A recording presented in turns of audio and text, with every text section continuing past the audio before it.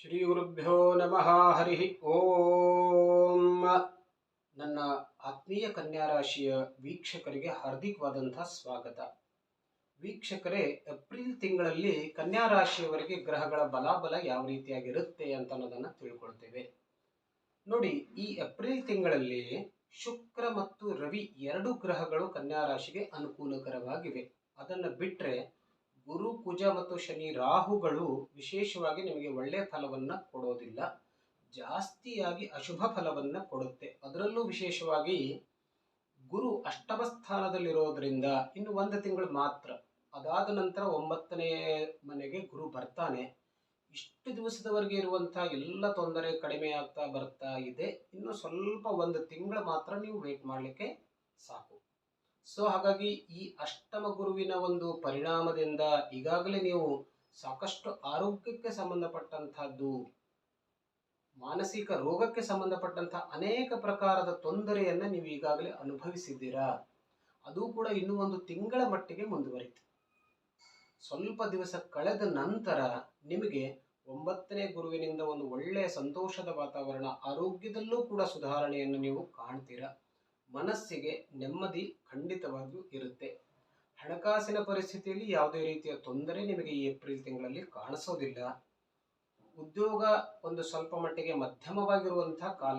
ಇದ್ದದ್ದನ್ನು ಮುಂದುವರಿಸಿಕೊಂಡು ಹೋಗಿ ಉದ್ಯೋಗ ಬದಲಾವಣೆ ಮಾಡುವ ಪ್ರಯತ್ನವನ್ನ ಈಗಂತೂ ಖಂಡಿತವಾಗಿಯೂ ಮಾಡಬೇಡಿ.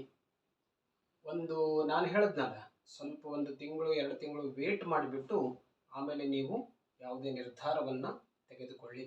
ದಾಂಪತ್ಯ ಜೀವನಕ್ಕೆ ಯಾವುದೇ ರೀತಿಯ ತೊಂದರೆ ಇರೋದಿಲ್ಲ. ವಿವಾಹ ಯೋಗ ಕೂಡ ನಿಮಗೆ ಖಂಡಿತವಾಗಿಯೂ ಈ ಏಪ್ರಿಲ್ ತಿಂಗಳಲ್ಲಿ ಬರುತ್ತೆ. ಆದರೂ ಕೂಡ ಅದೆಲ್ಲವೂ ನಿಮಗೆ ಫಲ ಕೊಡಬೇಕು ಅಂತಂದ್ರೆ ಸುಮಾರು ಜೂನ್ ಜುಲೈ ತಿಂಗಳಲ್ಲಿ ಅದರ ಫಲ ನಿಮಗೆ ಖಂಡಿತವಾಗಿಯೂ ಸಿಗುತ್ತೆ. ಪ್ರಯತ್ನವನ್ನ ಖಂಡಿತವಾಗಿಯೂ ಮುಂದುವರಿಸಿ, ಅದರಿಂದ ಒಳ್ಳೆಯದಾಗತ್ತೆ. ನೀವು ಶನಿಯ ಆರಾಧನೆಯನ್ನ ಈ ಸಂದರ್ಭದಲ್ಲಿ ಜಾಸ್ತಿಯಾಗಿ ಮಾಡಿಕೊಳ್ಳಿ. ಶನಿ ಜಪಾದಿಗಳನ್ನ ಹೇಳ್ಕೊಳ್ಳಿ. ಅದರಂತೆ ವಿಶೇಷವಾಗಿ ಗುರುವಿನ ಅನುಗ್ರಹ ಬೇಕು ನಿಮಗೆ. ಎಲ್ಲ ಕೆಲಸ ಕಾರ್ಯಗಳಲ್ಲಿ ಗುರುವಿನ ಅನುಗ್ರಹ ಬೇಕು. ಹಾಗಾಗಿ ಯಾವುದಾದರೂ ಗುರುವಿನ ಕ್ಷೇತ್ರಕ್ಕೆ ಹೋಗಿ, ಗಾಣಗಾಪುರಕ್ಕೋ ಮಂತ್ರಾಲಯಕ್ಕೂ ಭೇಟಿ ಕೊಡಿ. ಅದರಿಂದ ಕೂಡ ನಿಮಗೆ ತುಂಬಾ ಒಳ್ಳೆಯದಾಗುತ್ತೆ. ನೋಡಿ, ಶತ್ರುಪೀಡೆ ನಿವಾರಣೆ ಕಾಲ. ಹಾಗಾಗಿ ಶತ್ರುಗಳ ಮೇಲೆ ನೀವು ಜಯವನ್ನ ಸಾಧಿಸ್ತೀರಾ. ಕೋರ್ಟ್ ಕಚೇರಿಗಳಲ್ಲಿ ಯಾವುದಾದ್ರೂ ಕೇಸ್ ಇದ್ರೆ ಅದರಲ್ಲೂ ಕೂಡ ನಿಮಗೆ ಅನುಕೂಲಕರವಾಗಿರುತ್ತೆ. ಆ ಒಂದು ವಿಷಯದಲ್ಲಿ ನಿಮಗೆ ಖಂಡಿತವಾಗಿಯೂ ಒಳ್ಳೆಯ ಕಾಲ ಇದೆ. ವಿಚಾರವನ್ನ ಮಾಡಬೇಡಿ. ಸ್ವಲ್ಪ ಅಪಘಾತ ಯೋಗವಿರೋದರಿಂದ ವಾಹನವನ್ನ ನಡೆಸುವಾಗ ಅಥವಾ ರಸ್ತೆಯಲ್ಲಿ ತಿರುಗಾಡುವಾಗ ಎಚ್ಚರಿಕೆಯನ್ನ ವಹಿಸಿ. ಅದರಿಂದಲೂ ಕೂಡ ನೀವು ಬರುವಂತಹ ಸಂಕಷ್ಟವನ್ನ ನೀವು ದೂರ ಮಾಡಲಿಕ್ಕೆ ಸಾಧ್ಯತೆ ಇರುತ್ತೆ. ಹಾಗಾಗಿ ಒಟ್ಟಿನಲ್ಲಿ ಏಪ್ರಿಲ್ ತಿಂಗಳು ಕನ್ಯಾ ರಾಶಿಯವರಿಗೆ ಒಂದು ಮಧ್ಯಮ ಕಾಲ, ಇದ್ದದ್ದನ್ನ ಮುಂದುವರಿಸಿಕೊಂಡು ಹೋಗುವಂತಹ ಕಾಲ.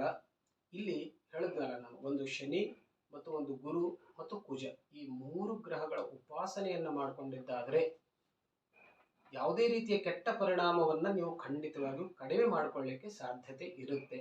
ಖಂಡಿತವಾಗಿಯೂ ಶುಭವಾಗುತ್ತೆ. ತಮಗೆಲ್ಲರಿಗೂ